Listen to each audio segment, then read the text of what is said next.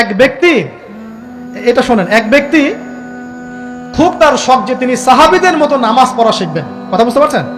সাহাবীদের মতো নামাজ শিখবেন। তো একজন বরেণ্য আলেমের কাছে এসেছেন, এসে বলছেন যে আমাকে সাহাবীদের মতো নামাজ শিখিয়ে দেন।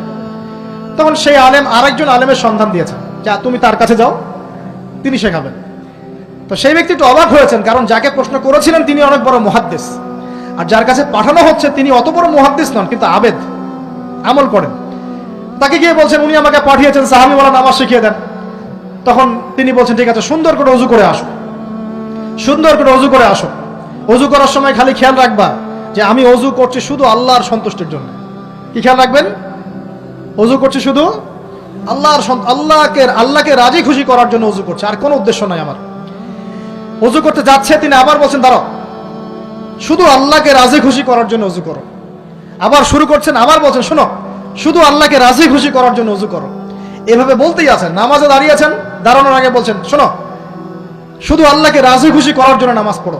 বলতেই আছেন। এক পর্যায়ে সে ব্যক্তি নামাজ শুরু করলো, নামাজে মনোযোগ এদিক ওদিকে যায়, আর তার মাথায় এটা আসে, এই শুধু আল্লাহকে রাজি খুশি করার জন্য আমাকে নামাজ পড়তে হবে, শুধু আল্লাহকে রাজি খুশি করার জন্য নামাজ পড়তে হবে। এই চিন্তা তার মনের মধ্যে ঘুরপাক খাচ্ছে। এভাবে নামাজটা সে শেষ করেছে। শেষ করে চিন্তা করছে যে নামাজ তো পুরোপুরি মনোযোগ দিতে পারলাম না, বারবার মাথার মধ্যে এরকম চিন্তা আসছে, আল্লাহ আমাকে তো মাফ করে দাও, নামাজটা আমার মনে হলো না ঠিক মতো। তখন সে ফিরে এসে তার সে ওস্তাদকে বলছেন আমার তো নামাজ এরকম করে পড়লাম, কিন্তু শেষমেশ মনে হলো যে নামাজটা হয়তো কবুল হয় নাই, আল্লাহর কাছে খুব মাফ চাইলাম, আল্লাহ আমাকে মাফ করে দাও, নামাজটা মনে হলো না। তখন সেই যে প্রথম ব্যক্তি যিনি পাঠিয়েছেন তিনি বলছেন এটাই হলো সাহাবীওয়ালা নামাজ। তারা আল্লাহকে রাজি খুশি করার জন্য নামাজ পড়তেন, নামাজ শেষ করে আল্লাহর কাছে ইস্তেগফার করতেন, আল্লাহ কিছুই হলো না। আমার কথা কি বুঝতে পারছেন? অতএব আল্লাহকে রাজি খুশি করার জন্য আপনি আপনার আবেগ, আপনার ইবাদত সব ঢেলে দিবেন ইনশাআল্লাহ, অন্য কারো কাছে কিছু পাওয়ার আশা করবেন। অতএব নামাজ আপনার মাদকের দিকে যাওয়া লাগবে না, নামাজই আপনার হতাশা দূর করে দেবে ইনশাআল্লাহ তাআলা। 2 নাম্বার আমল হচ্ছে কোরআন তেলাওয়াত। যে ব্যক্তি কোরআন তেলাওয়াত করতে পারে নিয়মিত, তার মনের মধ্যে এই হতাশা, এই ভীরুতা, এই কাপুরুষতা কিচ্ছু আসবে না ইনশাআল্লাহ। আমি গ্যারান্টি দিচ্ছি আপনাকে, হতাশা আসবেই না আপনার মনে যদি আপনি কোরআন বুঝতে পারেন। কোরআনের একটা আয়াত নিয়ে কোনো সময় দেখা যায় 2-3 ঘন্টা সময় পার হয়ে যাচ্ছে, আয়াতটা ছেড়ে সামনে যেতে পারছি না। কোরআনের ভিতরে ঢুকলে আপনি দুনিয়ায় ভুলে যাবেন কি হচ্ছে আশপাশে। আমি এমন অনেক আলেমকে দেখেছি যে একটা বই, পাতলা একটা বই, আরবি বই নিয়ে পড়া শুরু করেছেন, ওই যে ফজরের পরে জোহরের ওয়াক্ত হয়ে যাচ্ছে, বইটাই শেষ করতে পারেননি এখন।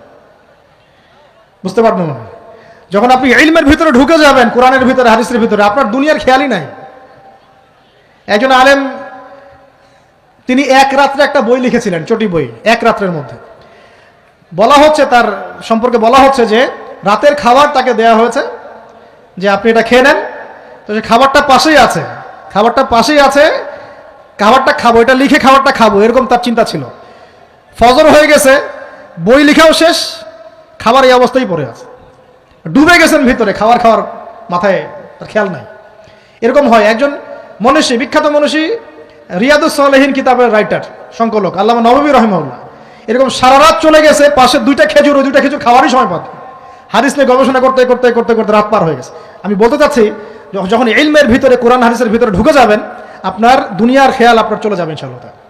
এই টেনশন, হতাশা, এই সেই বাদ, তখনই আল্লাহ পাক আপনাকে তার পক্ষ থেকে রহমত দিবেন, বরকত দিবেন, আল্লাহ আপনার দুনিয়ার কাজগুলো করে দিবেন ইনশাআল্লাহ। তখন দেখবেন কেউ আপনার দুনিয়ার ওই কাজটা করে দিয়েছে, কেউ ওই কাজটা করে দিয়েছে, কেউ বাসায় খাবার পাঠিয়ে দিয়েছে, আল্লাহ পাকই এগুলো করাই দিবেন ইনশাআল্লাহ। তো প্রিয় ভাইরা, মাদকে যাবো না আল্লাহর কাছে আসবো?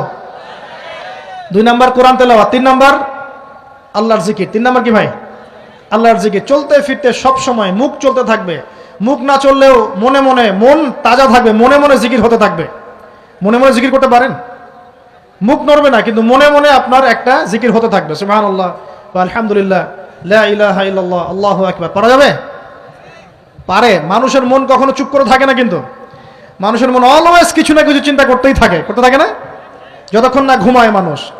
তো প্রিয় ভাইরা, বেশি বেশি জিকির করবো, সুবহানাল্লাহ, আলহামদুলিল্লাহ, লা ইলাহা ইল্লাল্লাহ, আল্লাহু আকবার, লা হাওলা ওয়ালা কুওয়াতা ইল্লা বিল্লাহ, এগুলো চলতে থাকবে। আল্লাহ পাক তৌফিক দান করুন, আমিন।